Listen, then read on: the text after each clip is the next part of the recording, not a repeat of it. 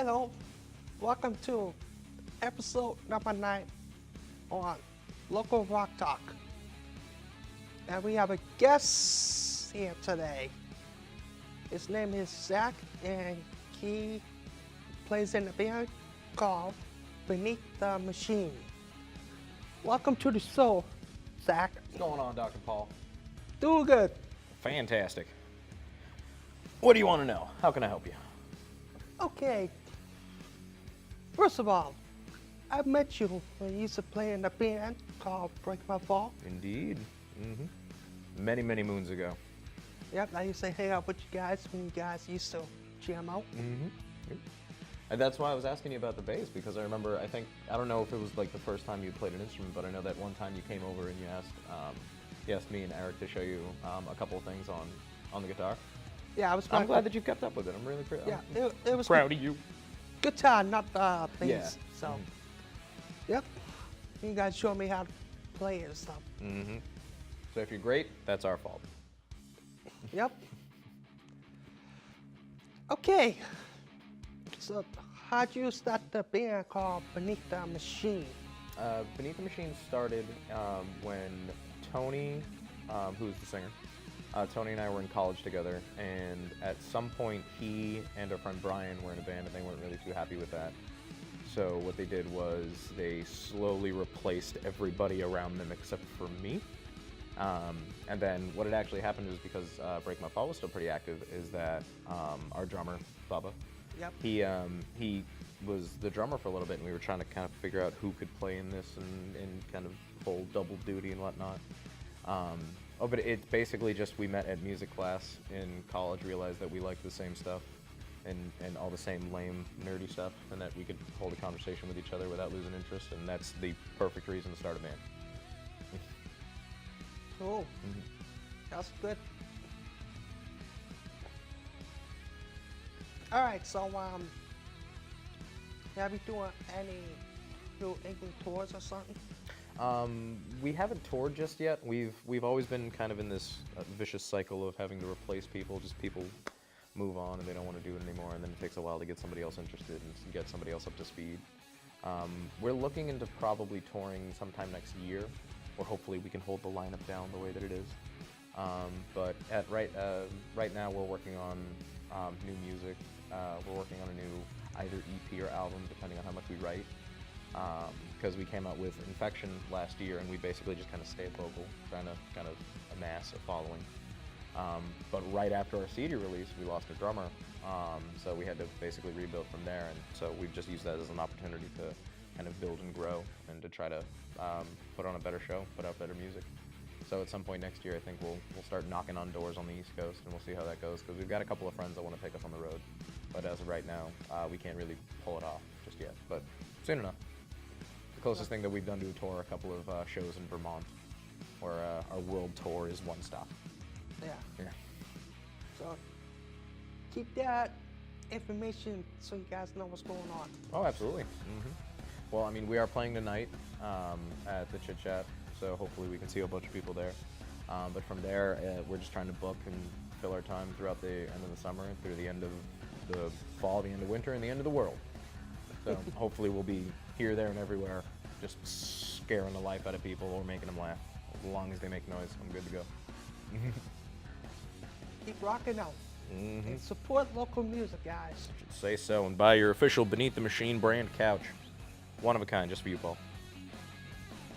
So far you have one album out anyways. We put out one album and it had 18 songs on it, because we were so, it's like writing a song is kind of like they become your children, and you can't pick favorites. You can only pick an order for them. So what we did was we just decided, let's just, we've got nothing to lose. We have no name to live up to. We don't have a bar set for ourselves just yet. So we figured we would just throw everything at the wall and see what sticks. And I think if we tried to add one more song, it would have been too much for a CD to hold. It's really long. Yeah. But next time around, it's going to be a lot shorter. It's going to be a lot easier to kind of get through, because it takes a while to get through the CD. We were just so terrified of cutting anything, and we loved all that music so much, and we still do, because that's the only reason that we want to put it out. But yeah, we're writing our favorite stuff in the world right now. We can't wait to get it out there. That's why we've been working really, really hard to get everybody back up to speed. New members, new places, new songs, new. And we're just super psyched to actually get like the reaction that we've been looking for from people, which is and then hopefully they'll come to another one and scream at us again. Yep. Mm-hmm. And when the new one comes out, I'll want another one. Oh, absolutely. On the short list of people that want it. And then hopefully that list will get longer in time. That's why I had to bring in a shirt. I mean the couch. Yeah. Branded couch. You can have it. All right, what's the best venue you ever played at? We were lucky enough to play the main stage on the Palladium, like I'm sure a couple of people have with the with one of those Battle of the Bands kind of things. And that was just fun to be on that stage. I mean, just for any reason at all, being on the main stage of the Palladium. I've gotten to do it a couple of times, and it's just always fun to go back and go, all right, I've been there. That was fun. I did it. Whatever. No big deal. Humble brag. Something. I also really, really liked Club Bohemia, which, watching one of your other episodes, I think it was the Echoes in the Void one, they said that they hated playing there because you have to load in by the garbage, and it's just like it smells bad, and it's a restaurant, stuff like that. And I loved it. Like it's just so raw, so punk rock. It was beautiful. Just load past people taking out the trash, be like, I got a show downstairs. Like, all right, I'll come in during break. But it's this little room downstairs, and it's got its own bar, and anywhere there's a bar, I'm kind of a fan of. But the stage is set up nice, and the guy that runs sound is super, super cool. I don't know. I basically love everywhere we've played. I'll play the opening of an envelope if there's a crowd and if they want to hear it. So, but I really, really like Cambridge, so that was a lot of fun. And then Sammy's Patio and Revere and the Chit Chat are probably the two places I've played most. And I think it's become like a second home, either of those places. Now that I know where everything is and where not to go. But yeah, I think the Chit Chat is becoming like my favorite place right now because it's local.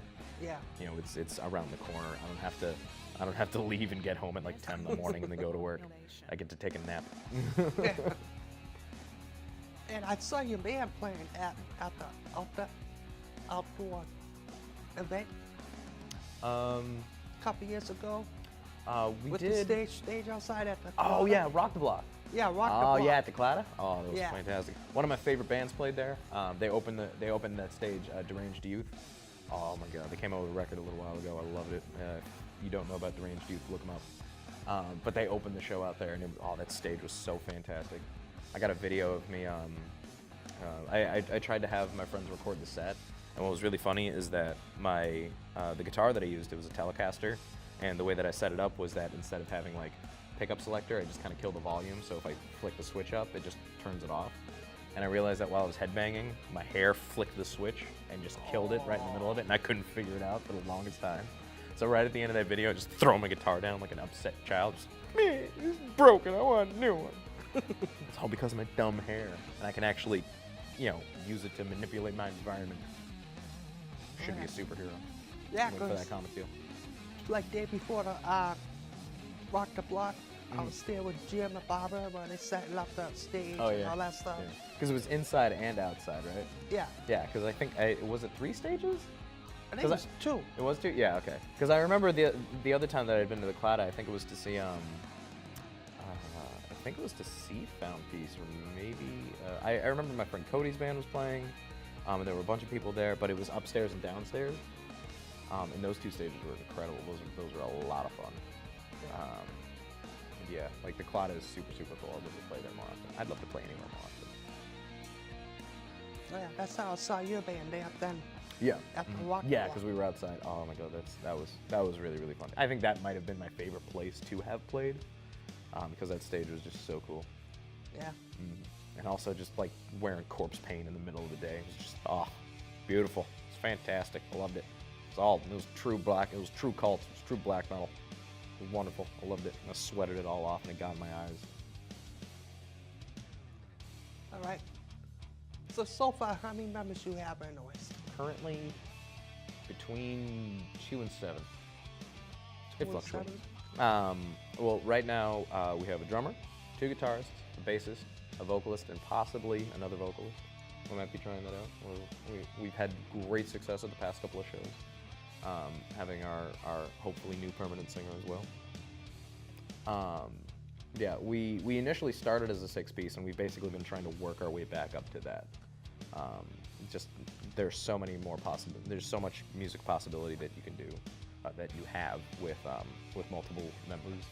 So if there's 2 guitarists and there's the bass and the drums and there's 2 vocalists, you can basically all just kind of run in a different direction. As long as like you kind of pair up with your buddy in the band, it's gonna be a lot of fun. I hope everything works out. I hope everybody stays for a while. Yeah. I mean, I've gotten real good at replacing people, but I don't want to anymore because I'm running out of friends. Well, keep on rocking. That's all that matters. I appreciate it. Yep. All right, cool. All right, let me think here. Oh, the fan base. How good is your fan base for the music page? Lucky for us, our fan base is starting to grow, whereas most of the time if you start your band, you just try to get like your friends and your family to come check you out. But over the last couple of gigs, one specifically the Chit Chat and then one up at the Bungalow Bar and Grill up in New Hampshire, we've actually had people that were interested in our music who hadn't heard us before, which is obviously what you want. So it seems that we've made enough of an impact in small pockets that people will actually recognize us and remember us, which is the entire goal. Because most of the time I feel like you do music because you love it. The reason that I get out of work super late and I go to practice is because it's what makes the week worth getting through. Most of the time, if you take a job you love, you'll never get paid a day in your life. But so far, if it just stays this, I'm fine with that. I would like to take over the entire world. That'd be a lot of fun. I'd love to turn this into the full-time gig, but right now it's just, it's beautiful to start something just out of the pure enjoyment of doing it and seeing it take off and seeing other people react and enjoy it like that, like your show, because I'm a big fan of your show and I've seen all of your episodes and I'm a subscriber on YouTube, and everybody should be. Yeah.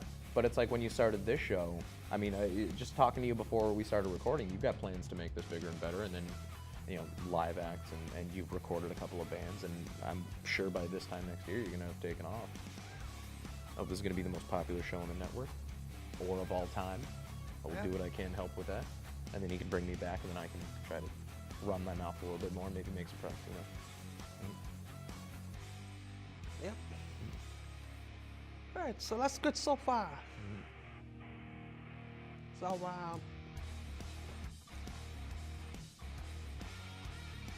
we already talked about the tour part, the album, stuff like that. What did make you start to write music for the band?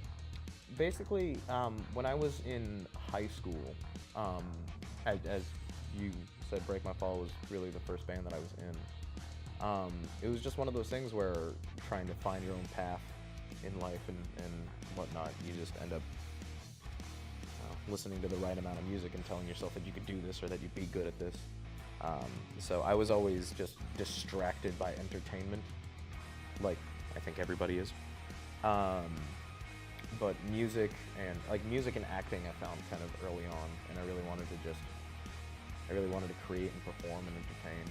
And so far I've been pretty bad at it, but I've gotten enough people into it that I can kind of pass off. It's one of those things where I basically just didn't know what else to do but write songs. I didn't know what else to do but to practice guitar and play music, because that's what became why I was excited to come home and get my homework done, or come home from work, or you know, just occupy a night instead of just like playing video games or anything like that, or just sitting around. I really don't know what else to do besides play music. I mean, it's just become my entire life. It hasn't become my paycheck, which is kind of a bummer, because I've still got bills, but I'm having a good time. Okay.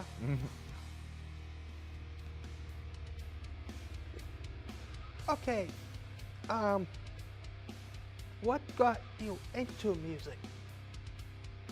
I lucked out with the sense of having my dad's record collection, and I really liked my dad's music. And it's one of those things where it's like looking back, you realize that music is kind of everywhere when you're growing up. Either on like kids' TV shows, there's always the theme song that'll get you interested, or in my case, my dad playing the Beatles night and day and the Rolling Stones and all that stuff, and then eventually like finding Hendrix and Zeppelin in the basement, and it just became something where it was something that was mine. It was I think like Guitar Hero came out, and that was a game that I was super invested in, and I heard a bunch of music genres I'd never even considered could be a thing, and it was just one of those, moments where it just clicked, it became my identity, because I could relate to these songs, and I could relate to these musicians, and I could relate to these feelings, and I could relate to that life, and whether it be grounded in realism or whether it be super fantastical and epic, and if it's a song about not being able to pay your rent, or if it's a song about fighting a dragon, like there's something in the middle that'll just keep me invested and it just keeps me going. Or maybe it's a song about fighting a dragon because you can't pay the rent, and that's the only line of work you can find. Where's that song? It's just the thing that I found that was mine from the get-go, where it's like I went out of my way to find metal music or rap music or anything like that nobody else was really into by the time I got to high school, or even through high school. Not a lot of my friends were into it, and then I found friends, and I found this circle of people that I could relate to because of music that I listened to, or even in the sense of starting Beneath the Machine. I mean, Tony and I kind of started that band by looking at each other and going, nice shirt. Just maybe somebody's going to recognize a 30 Silver shirt and be like, I really like 30 Silver. Like, we should talk about it. And then you're just lifelong friends, or bandmates, or maybe you get married. Who knows? Wow. Mm-hmm. Alright. What are your musical influence? That's a long list. I'm influenced by a lot. I mean, like, I perform in a heavy metal band, so bands like Metallica, Megadeth, Pantera, all the usual ones. Recently, I've been really into funk music. It's really hard to bring Kool and the Gang or James Brown or Earth, Wind & Fire into the death metal scene, but I'm working on it. I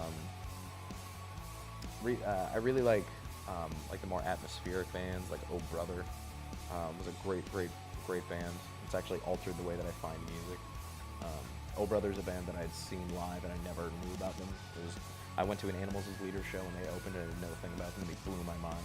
So if I'm going to go see a show, if I haven't heard about the band yet, I'm just going to wait and let them show me live. I also really like classical music, but I'm too dumb to play it. I mean, we have a passage from Vivaldi in a song called Bone Vomit, which is immediately what you think of. If you think of classical music, you think horror and gore. But again, I'm too dumb to play it, so I can't write it, so I can't put it in our music. But I mean, basically anything distorted, I'm a huge fan of. Like, I love distorted guitar. I mean, Converge or Dillinger Escape Plan or Meshuggah, or straight down to I don't know, like whatever Daft Punk does to their synthesizers. It's all roary and scary and stuff like that. And, just anything loud, anything obnoxious, I'm there for.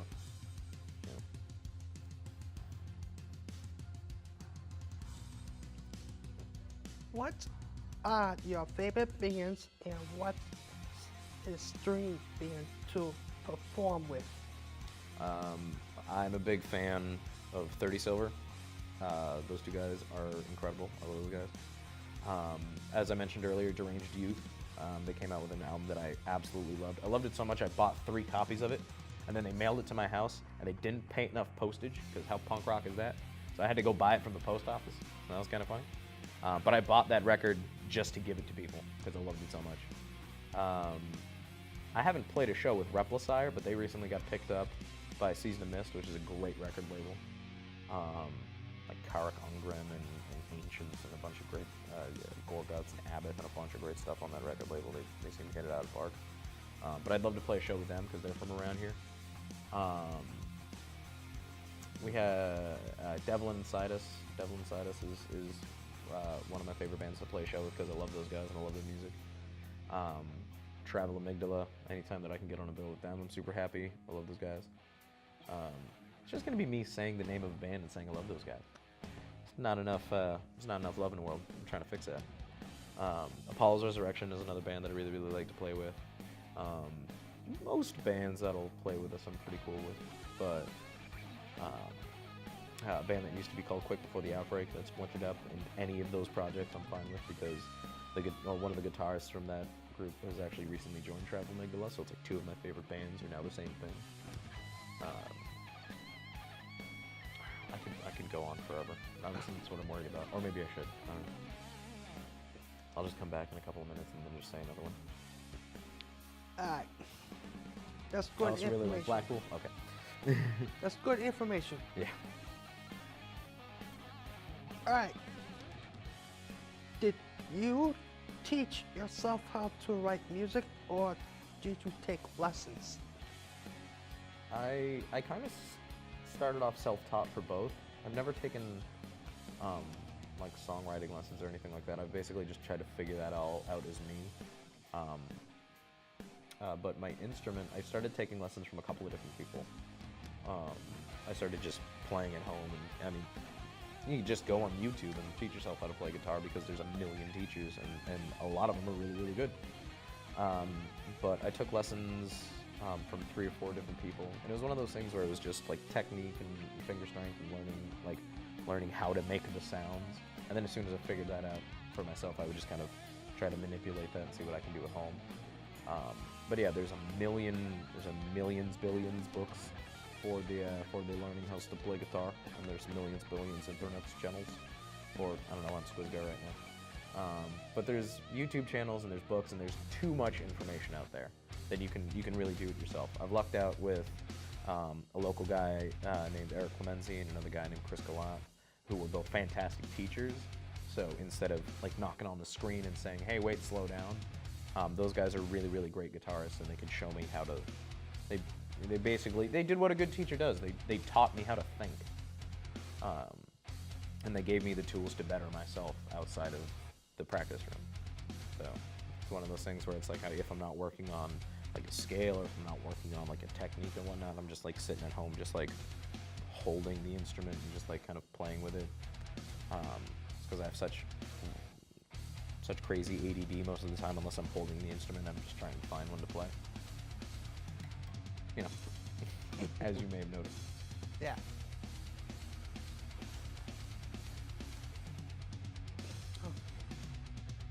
Well, I said it's almost time to wrap up anyways. Okay. That's like just about half an hour. Right. I think you're gonna have to bring me back, and I'm gonna interview you, Paul. So, why did you start this show? We need to talk about local rock. Why? I'm glad that you did it. That's not a question. I'm just glad that you did this. Yep. What's next in your future? I'm playing a band. I'm easy. I'm easy to figure out. What's next for the show? Well, still gonna try to get some more bands booked for the next dates I have. So I'll probably need some help get some bands and stuff. Absolutely. If you know any around here. Oh, absolutely. Try to get on my friend's band. I'll try to get 30 Silver. I'll try to get like Found Peace. I'll try to get anybody that I can on this thing.